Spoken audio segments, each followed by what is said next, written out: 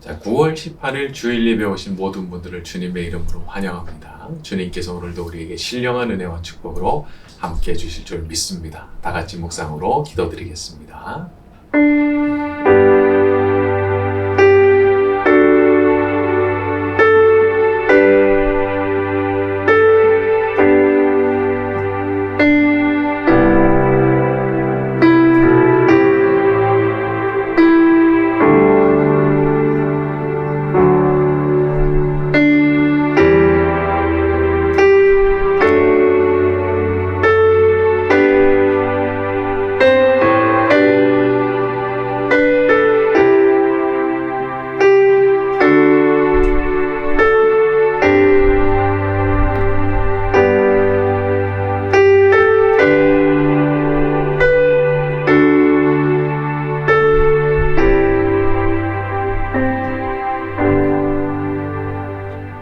은혜로우신 주님, 이 시간 저희가 주님을 예배하고자 이 자리에 함께 모여 있습니다.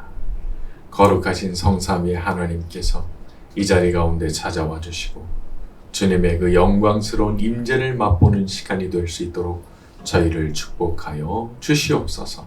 예수님의 이름으로 기도드렸습니다. 아멘.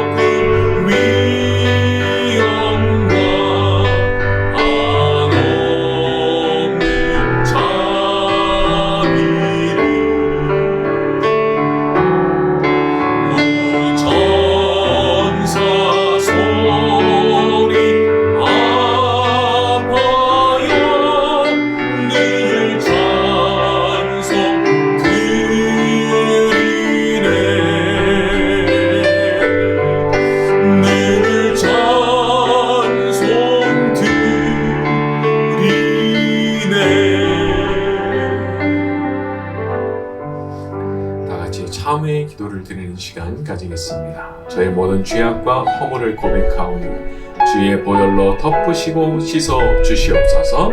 다 같이 동성으로 기도드리겠습니다.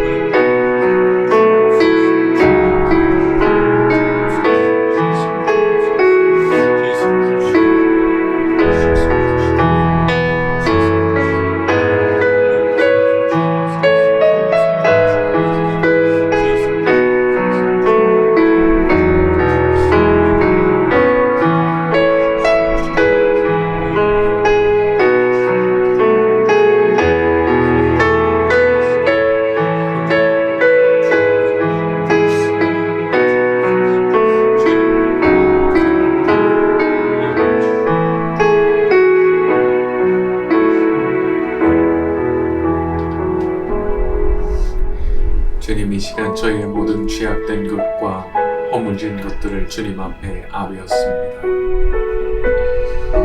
살아갈수록 저희 자신이 얼마나 죄가 많은 어떤 사람들인가를 깨닫고 살아갑니다. 주님 앞에 겸손히 고개를 숙여 엎드렸사오니 주 예수님이 이 자리 가운데 친히 찾아오셔서 주의 그 거룩한 보혈로 저희를 덮어주시옵시고 그 보혈의 능력으로 말미암아 저희의 더럽혀졌던 모든 것들이 눈과 같이 희어지는 것을 보게 하여 주시옵소서. 예수님의 이름으로 기도드렸습니다. 아멘. 네, 우리 교동문 시편 같이 낭독합니다. 여호와께서 다스리시니 만민이 떨 것이요 여호와께서 그룹 사이에 좌절하시니 땅이 흔들릴 것이로다. 시온에 계시는 여호와는 위대하시고 모든 민족보다 높으시도다. 주의 크고 두려운 이름을 찬송할지니 그는 거룩하심이로다. 너희는 여호와 우리 하나님을 높여 그의 발등상 앞에서 경배할지어다. 그는 거룩하시도다. 그의 제사장들 중에는 모세와 아론이 있고 그의 이름을 부르는 자들 중에는 사무엘이 있도다. 그들이 여호와께 간구함에 응답하셨도다. 여호와께서 구름 기둥 가운데서 그들에게 말씀하시니 그들은 그가 그들에게 주신 증거와 율례를 지켰도다. 여호와 우리 하나님이여 주께서는 그들에게 응답하셨고 그들의 행한 대로 갚기는 하셨으나 그들을 용서하신 하나님이시니이다. 너희는 여호와 우리 하나님을 높이고 그의 성산에서 예배할지어다. 여호와 우리 하나님은 거룩하심이로다. 아멘.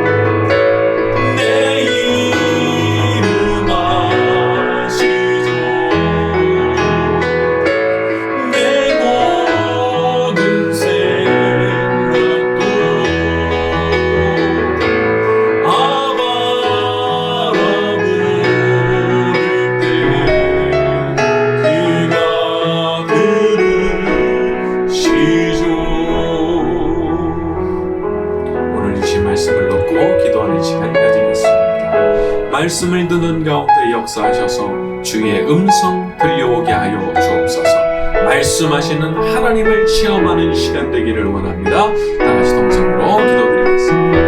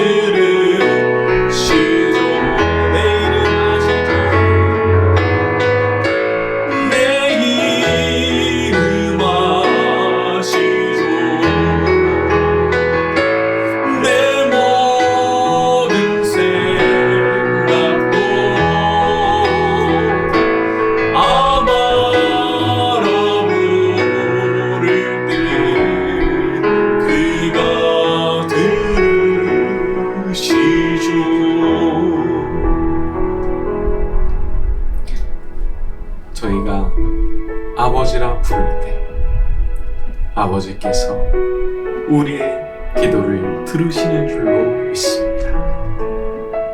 어딜 가든지 우리를 떠나지 않으시는 하나님을 믿고 신뢰하고 저희에게 믿음을 더하여 주시옵소서. 오늘 말씀을 듣는 가운데 역사하셔서 저희의 고민하던 모든 문제들이 말씀을 듣는 가운데 해결되게 하여 주시옵소서. 말씀을 듣다가 질병의 치유가 일어나게 하여 주시옵시고 몸과 마음을 괴롭히던 모든 악한 것들이 떠나가게 하여 주시옵시고 하나님의 성령으로 충만해지는 것을 경험하게 만들어 주시옵소서. 예수님의 이름으로 기도드렸습니다. 아멘. 좌우로 인사합니다. 잘 오셨습니다. 고맙습니다. 러시아와 우크라이나 전쟁의 종식을 위해서 기도를 부탁드립니다. 또 교회에 필요한 일꾼들이 기도자, 전도자, 헌금자, 예배 참석자를 위해서 기도해 주시고 박영웅, 최영민, 윤은호 선교사님을 위해서 그리고 에아원과 월드비전기에서도 기도해 주시면 감사하겠습니다. 이제 우리는 요한계시록 10장으로 들어가게 되는데 이 부분은 6째 나팔 심판이 나온 뒤에 7번째 나팔 심판으로 들어가기 전에 들어가는 일종의 삽입 장면이라고 볼 수가 있습니다. 마치 괄호에 묶인 것 같은 그런 장면이 나오게 되는 거죠. 자, 요한계시록 10장 1절부터 3절로 갑니다. 내가 또 보니 시작. 내가 또 보니 힘센 다른 천사가 구름을 입고 하늘에서 내려오는데 그 머리 위에 무지개가 있고 그 얼굴은 해 같고 그 발은 불기둥 같으며 그 손에는 펴놓인 작은 두루마리를 들고 그 오른발은 바다를 밟고 왼발은 땅을 밟고 사자가 부르짖는 것 같이 큰 소리로 외치니 그가 외칠 때에 7 우레가 그 소리를 내어 말하. 자, 1절에 힘센 다른 천사가 이렇게 되어 있죠. 자, 힘센 천사라고 하는 것은 이전에 5장에서도 나왔던 표현인데 거기서는 힘 있는 천사가 그렇게 번역을 했었습니다. 그런데 여기 보면은 좀 특이한 표현이 붙어 있는데 힘센 다른 천사 이렇게 되죠. 다른 천사. 그래서 학자들은 이 힘센 천사라고 하는 것이 한 명이 아니고 여러 명이었을 것이다 그렇게 추측을 합니다. 그래서 하나가 아니라 여러 명의 그룹 중 하나였다. 힘센 천사들이 몇 명 있었다는 거죠. 그렇게 추측을 합니다. 자, 그런데 이 천사의 모습이 진짜 범상치 않은 겁니다. 구름을 입었고요. 하늘에서 내려왔고 머리에는 무지개가 있고 얼굴은 해와 같고 발은 불기둥 같았다고 했고 이것만으로도 대단한데 2절을 보게 되면 오른발은 바다를 밟고 왼발은 땅을 밟았다고 했어요. 이렇게 보면은 엄청난 크기의 천사가 아니었겠나라는 생각이 드는 거죠. 한 발은 바다를 밟고 한 발은 땅을 밟고 섰으니까. 자, 그러니까 이런 특징들이 다 뭐냐 하면 결국은 하나님의 영광을 반사하는 특징입니다. 하나님의 영광을 반영하는 특징. 이전에 황충이나 마병대 같은 경우는 그 외모가 모두 누구의 특징을 가졌어요? 사탄의 특징을 가졌죠. 사탄적인 특징을 가졌다고 하면 여기 나오는 천사는 그 외모가 모두 거룩하신 하나님의 특징을 반영하고 있다는 점이 이제 다른 겁니다. 자, 여러분, 그렇게 다른 겁니다. 영적으로 하나님께 속한다라고 하는 것과 사탄에게 속한다라고 하는 것이 그렇게 다른 거예요. 자, 우리가 사람을 볼 때도 그냥 육안으로 볼 때는 뭐 별로 다르지 않아 보이죠. 그냥 뭐 다 똑같은 인간으로 보이지만 영적으로 보잖아요. 영적으로 보면 이게 엄청나게 다른 겁니다. 완전히 딴 존재예요. 딴 존재. 영적으로 보게 되면. 자, 하나님께 속한 사람, 영적으로 하나님의 자녀가 된 사람들에게는 어떤 특징이 나타나느냐 하면 하나님께 속했다는 특징이 나타납니다. 하나님의 자녀잖아요. 그러니까 아버지이신 하나님의 그 성품을 이어받는 아주 독특한 영적 특징이 나타납니다. 자, 그것이 어떤 것이냐 대표적으로 제가 2가지를 꼽고 싶은데, 자, 첫 번째는 이제 겸손입니다. 겸손. 그 겸손이 그 사람의 삶에 그리고 얼굴에 나타납니다. 빌립보서에서도 보면은 이것을 예수 그리스도의 마음이라고 표현했죠. 예수 그리스도의 마음. 그러니까 이 겸손이라고 하는 특징은 예수 그리스도를 마음속에 딱 받아들이고 그분의 영을 받은 사람에게는 100% 나타나야 되는 특징인 거예요. 이게 없어도 되는 게 아닌 겁니다. 혹시 좀 미숙한 상태에서는 겸손을 아직 좀 잘 못 배워가지고 건방진 태도를 가질 수도 있습니다. 하지만 적어도 뭘 아느냐? 사람이 하나님 앞에 겸손해야 된다는 거. 요거 하나 정도는 그래도 알아요. 그리고 자기도 부족하지만 그렇게 살려고 노력해야 된다. 그 정도는 그래도 알고 있는 겁니다. 최소한도로 말이죠. 그리고 시간이 지날수록 점점 더 그 겸손의 가치를 깨닫고 그리고 겸손을 향해서 나아가게 돼 있습니다. 왜 그러냐면 그 사람 안에 들어와 계시는 성령께서 자꾸 그렇게 만들어 가시거든요. 처음에는 그렇지 않았어요. 얼마나 목이 뻣뻣하고 건방진지 정말 봐줄 수가 없었는데 시간이 지나면서 예수님 안에 들어와서 신앙생활을 오랫동안 해가면서 사람이 달라지는데 점점 사람이 너무 겸손해지는 거예요. 왜 그러냐? 안에 계시는 성령께서 자꾸 그렇게 만들어 가시는 거거든요. 그런 특징이 나타나는 겁니다. 그래서 꼭 예수님을 닮은 그렇게 겸손한 모습으로 변해가는 거죠. 그러니까 예수님 믿는 사람들이 정말 정상적으로 신앙생활 하잖아요. 그러면 시간이 오래 갈수록 점점 더 예수님 닮아가게 되는 겁니다. 그 성화의 특징이에요.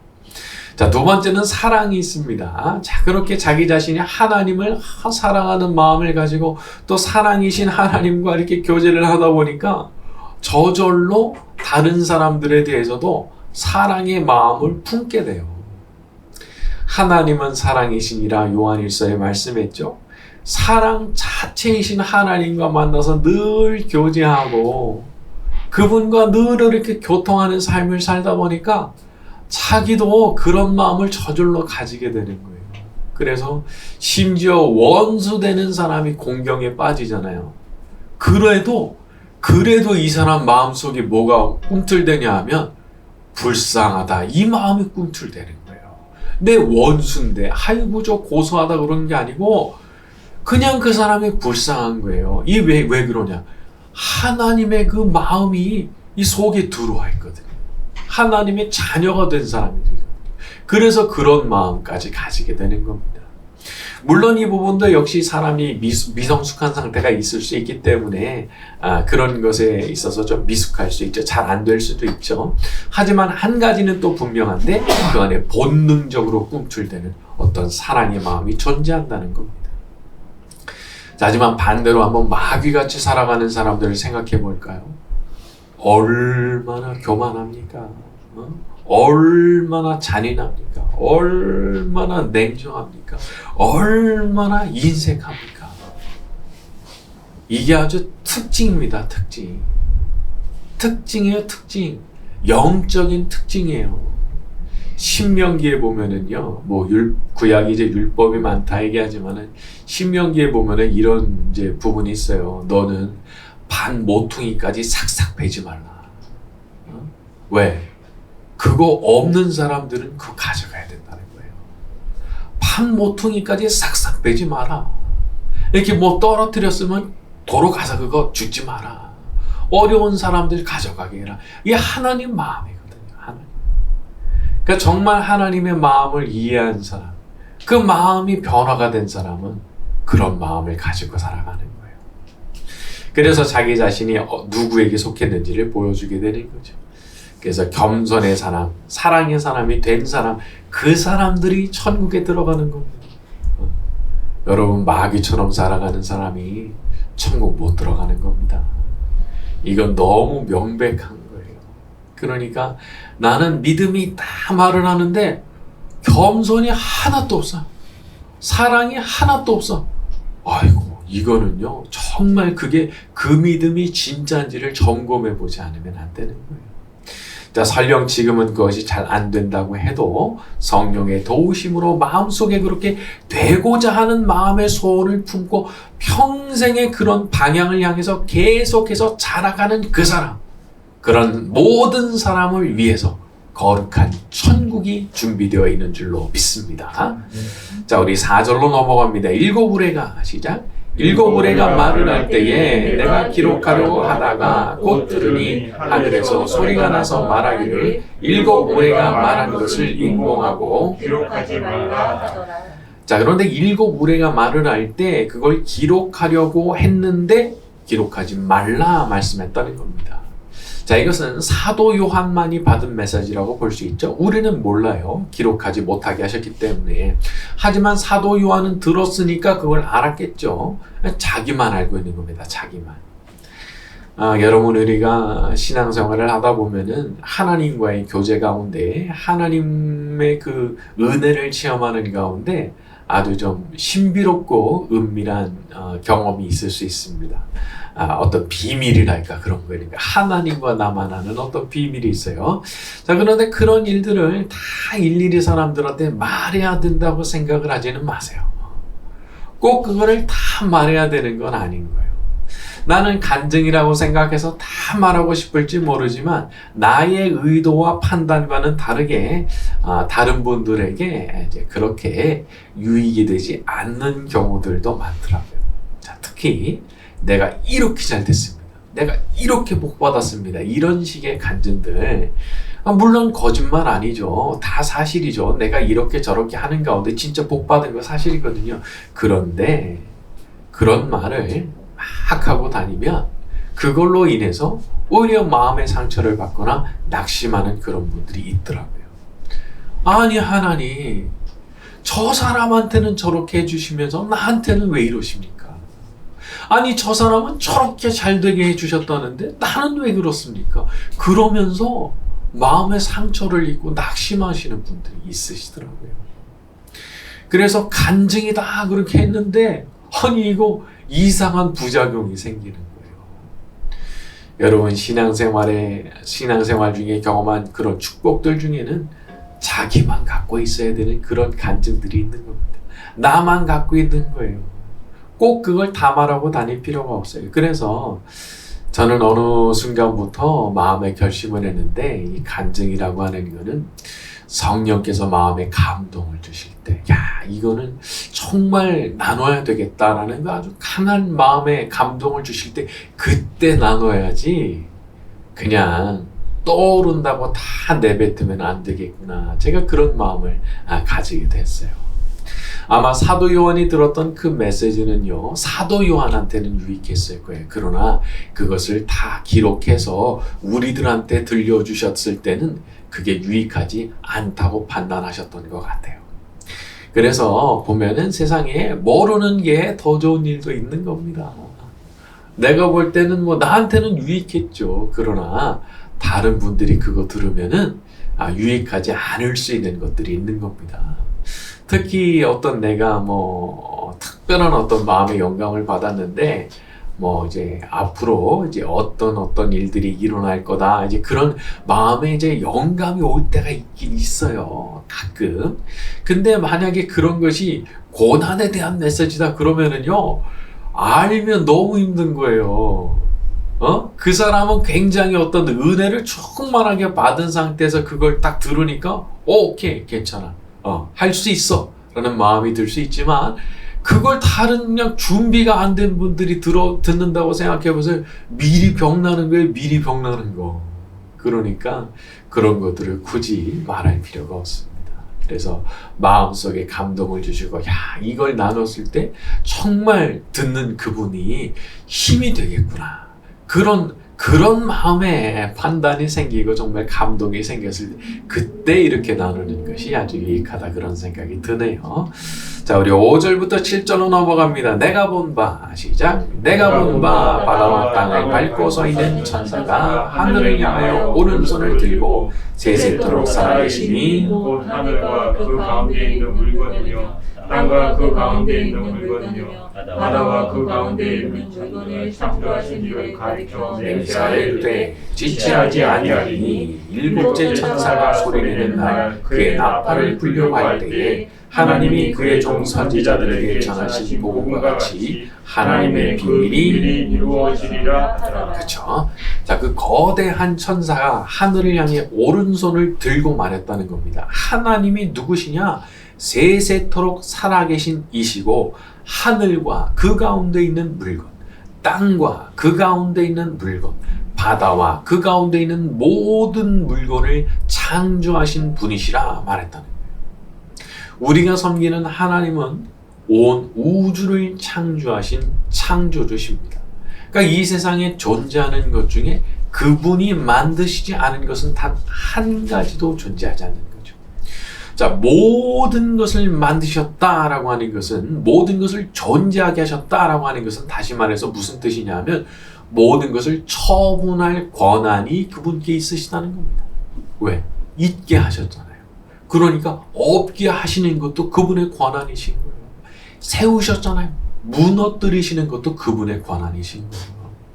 그러니까 있게도 하시고 없게도 하시고 세우시기도 하시고 무너지게도 하시는 모든 권한이 하나님께 있다. 그리고 그분이 누구시냐? 우리의 하나님이시고 우리의 아버지가 되신다는 겁니다. 참 이런 부분들을 묵상하다 보면은 야, 내가 섬기고 있는 그분이 얼마나 광대하신 분이신지, 얼마나 높으신 분이신지, 정말 그런 것을 생각하면서 내가 경배드리지 않을 수가 없구나라는 생각을 하게 돼요. 그냥 예배할 수밖에 없는 거죠. 그러니까 엎드려 경배할 수밖에 없는 거죠. 그러니까 정말 하나님을 안 사람의 태도가 그럴 수밖에 없는 거예요. 하나님을 향해서 건방진 말을 한다. 상상이 안 되는 겁니다. 자기 자신이 하나님을 얼마나 모르는 사람인가를 드러내는 겁니다. 그러니까 하나님을 자기 친구처럼 막 생각하고 막 함부로 대하는 이런 언급을 하는 사람은 그런 쇼에 속으시면 안 돼요. 내가 하나님하고 엄청 친한데 뭐 친구 사이나 다름없어. 정신 나간 겁니다. 하나님이 어떤 분이신 줄 알고 그렇게 하는 거죠. 우리가 지금까지 요한계시록을 살펴봤던 것처럼 감히 고개를 들 수가 없는 거예요. 천사들도 그분 앞에 날개로 두 얼굴을 가려야 되는 그런 존재가 하나님이신 거예요.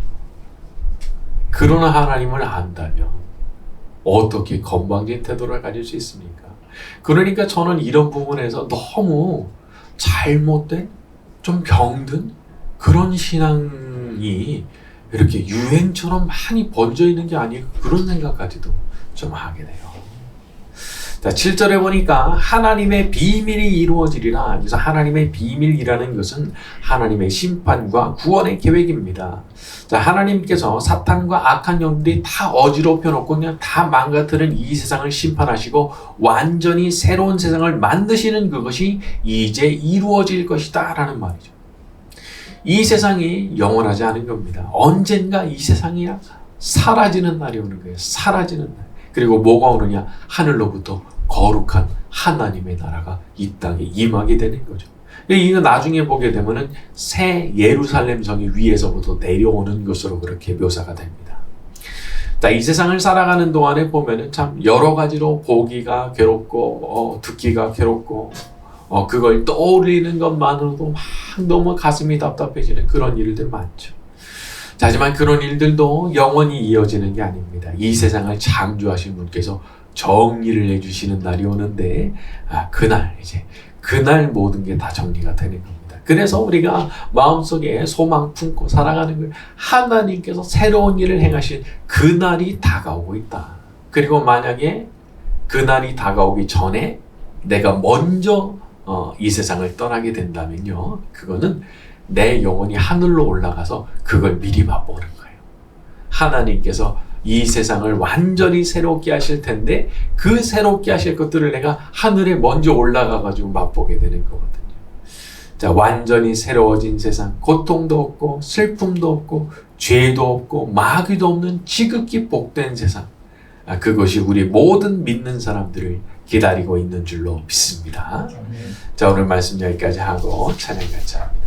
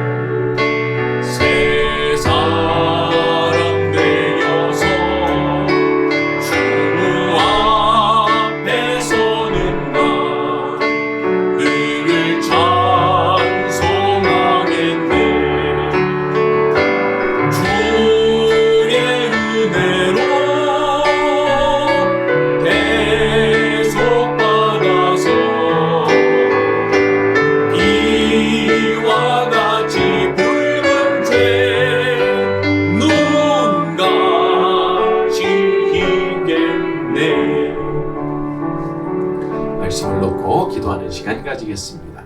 겸손의 사람이 되기를 원합니다. 사랑의 사람이 되기 원합니다.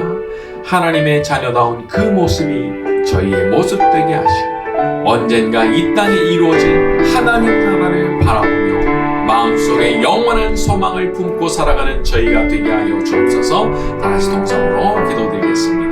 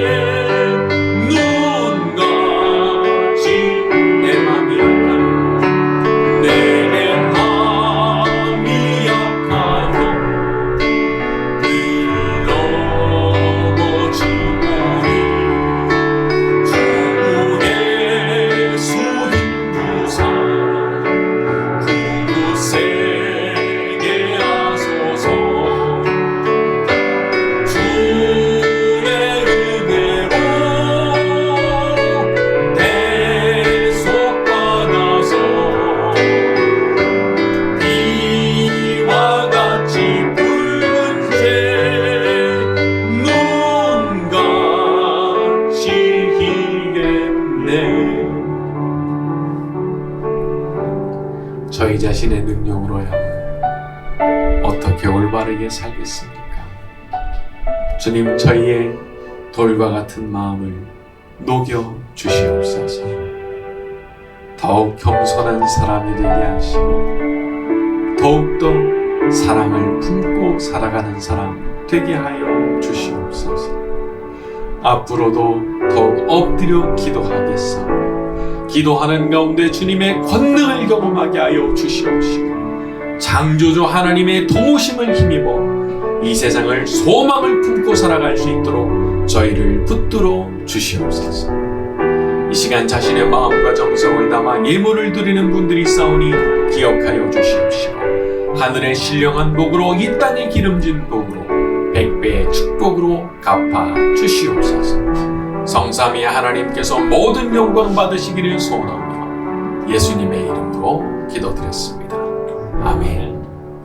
지금은 우리의 구주가 되시는 예수 그리스도의 은혜와 하나님 아버지의 무궁하신 사랑하심과 오늘도 함께 하시는 성령님의 감화, 감동, 위로, 교통 충만하시니 이 자리에 모여있는 모든 이들의 머리 위에 지금부터 영원까지 함께 있을지어다. 아멘.